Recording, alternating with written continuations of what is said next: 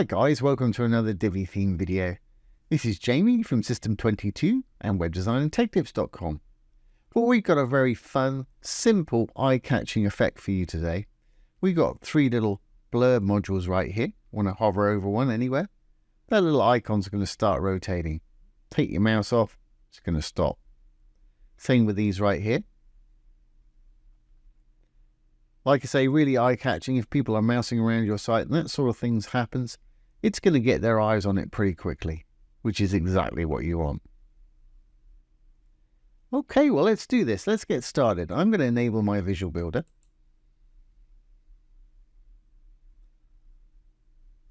Great. And once enabled, let's go down. I'll delete this row here and we'll start from scratch. So I've got a section, the blue tab. I'm going to add a new row, the green button right there. I'm going to throw 3 columns in mine, obviously fix yours how you want. I'm going to add a little blurb module, one of my favorite little modules right there. Okay, obviously put in your title there. I'm going to leave mine as it is. Put in your content here. This is a WYSIWYG text editor section here, so you can bold, italicize, make bullet lists, add media, create titles if you want to. Again, I'm going to leave mine just on the generic there. Okay, it's got an image placeholder. If we go down to image and icon just below, we're still on the content tab here. I'm going to flip this and use an icon. I'll use that same one as I had before. Great. Well, while we're in the content section, I'm going to chuck a little colored background in. That's entirely up to you though. I'm going to put the generic blue in there. That'll work for me. Well, let's style this up slightly. We can do that over in design here. Image and icon. I'm going to make that icon white in color. I'm going to take it down a little bit in size. Let's perhaps make it 60 pixels. That'll work for me. If I close that up, we can go down to our text down below, which will do the heading and the content together, and just flip that to light. I want to pop it in the middle. My little title there, you can either hit the little pencil connected to it, it'll take you straight to it, or it's actually just below where we've been editing there. I'm going to make that uppercase. Pick it semi-bold so it stands out a little bit more. I'll leave it just like that. Of course, Divi's got a crazy amount of fonts, and you can do this for the actual content as well. Choose whatever fonts and colors you want. To audition one, just roll over it. It will give you an example of that font. I'm going to leave mine on the default right now. And there, just below here, we've got the body text. You can do the same thing there. Okay, the only other thing, I want to give this a little bit of breathing room. So let's give it, say, 30 pixels top and bottom. Just put in the 30, it'll put in the pixels. Hit the chain, it'll do the opposite side. And maybe 20 left and right, perhaps. Great, well, that's looking kind of like I want it now. Very simple, but it works for me. Let's create our little effect here. And to do this, I'm going to go over to the Advanced tab of the Blur. Going to go down to Custom CSS. We're going to be using the Freeform CSS tab, which they added last year, which is awesome because it saves you adding a code module or writing into your additional CSS panel. Now, the bit I want to affect is just the icon here. Now, you can affect different things, but I'm working on the icon today. Now, there's 2 ways we can find out what that class name is. We can save this and right-click and inspect it with the browser inspector tools. Or if we go to our module elements here, if I roll down, I know that's an icon rather than an image, but it's still classed as an image here. If I hit the little question mark, it tells us that we got a class name of ETPB main blurb image. So I know what to target that. Great. Well, let's go back to our freeform CSS here. Now, to affect this module itself, all we need to do is write selector. Then I'm going to put a gap, and then the class name that we just looked at for that icon. All class names have a dot or a period in front. And it was ET underscore PB underscore main underscore blurb underscore image. And it's important you get that right, so you might want to check back on it. Unfortunately, when we go to our module elements over here and go down there, it won't actually let us copy that for some reason. I don't know why.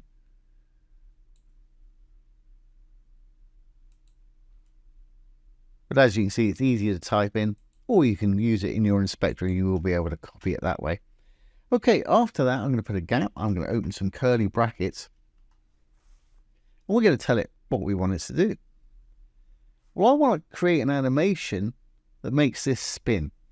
And in a minute, I'll convert it to just do it on hover. So I'm going to say animation, animation, colon. We need to create a name for it. I'm going to call mine icspn. It's kind of my shorthand for icon spin. You can call yours what you want, but it wants to be unique. I'm going to get mine to take about 3 seconds to do the animation that I want. I want it to keep on going. So I'm going to call it infinite, infinite. And you want to make sure you spell things correctly. Quite often when I'm talking and typing, I misspell them. And if you misspell with code, it's not going to work. Great. Let's chuck a semicolon in there. Now we need to create this animation that we've called icspn. And we've done a few of these recently. And I'm going to build this with keyframes. So I'm going to say add keyframes, keyframes. Then the name that we gave it, which is icspn. Now we can open some more curly brackets and tell it exactly what we want it to do. Well, at 0%, basically when the page loads and the beginning of second 1 of our 3 seconds that we've given it up here, we'll open and close some more curly brackets. I want it to rotate, so I'm going to say transform, rotate. Now I want it to rotate around the y-axis, so it's a capital Y right on the end of rotate with no gap. Then we can open and close some rounded brackets and tell it by how much we want it to rotate. Well, I want it to flip all the way around, so I'm going to say 360 degrees, DEG for degrees right there. And as you may have noticed, it started spinning around there. So basically, I'm going to copy this whole thing again from the 0% to that first closing curly bracket there, Control-C to copy. I'm going to drop down, Control-V to paste. I'm going to make this one 100%. When it gets back to 100%, which is the end of second 3 of our 3 seconds, I want it to be right side round, which will be 0. So it should be rolling around there. Now it's doing it okay, but it doesn't look very smooth. It kind of looks a bit glitchy. It's not consistently rolling there. We can make it smooth by, after our infinite here, we're telling it to do it all the time. I can write linear, L-I-N-E-A-R. That'll make it a lot smoother. As you can see, it's just smoothly rotating there. Perfect.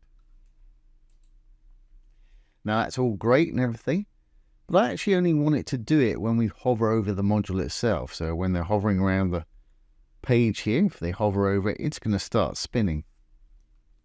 To do that, right after our selector right here, no gap at the end of the R, I'm going to put a colon, no gap again, and the word hover. And you may notice it's stopped over here. But yeah, when I hover over it anywhere, it's going to start spinning again. Perfect. And that's all there is to it, really. If you want to speed it up, you can make this shorter amount of time. For instance, if I put 2 seconds in there, it'll spin quicker.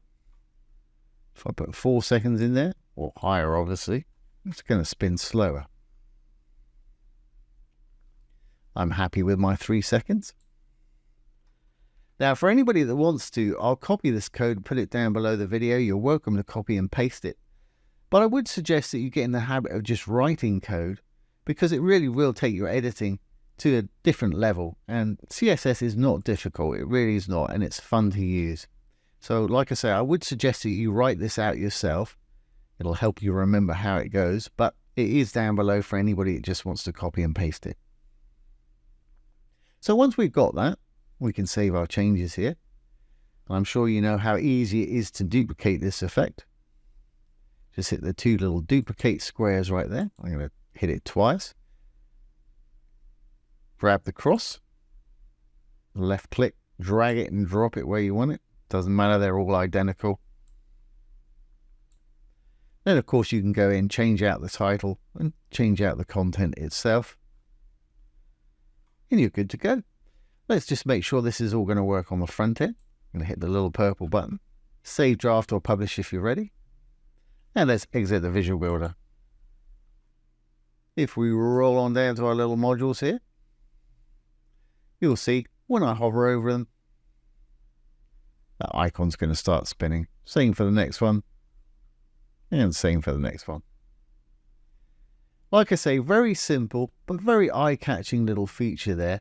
We've been using that freeform CSS tab that they've just added to all modules, which is absolutely awesome. So I hope you've enjoyed this today and found it useful. If you have, please give it a thumbs up, ring the bell, comment, share, and subscribe to the YouTube channel. Don't forget, if you have any questions, pop them below the video. I'll do my best to answer them for you, or make a little demo video just like this one. So once again, this has been Jamie with System22 and webdesignandtechtips.com. Thanks for watching. Have a great day.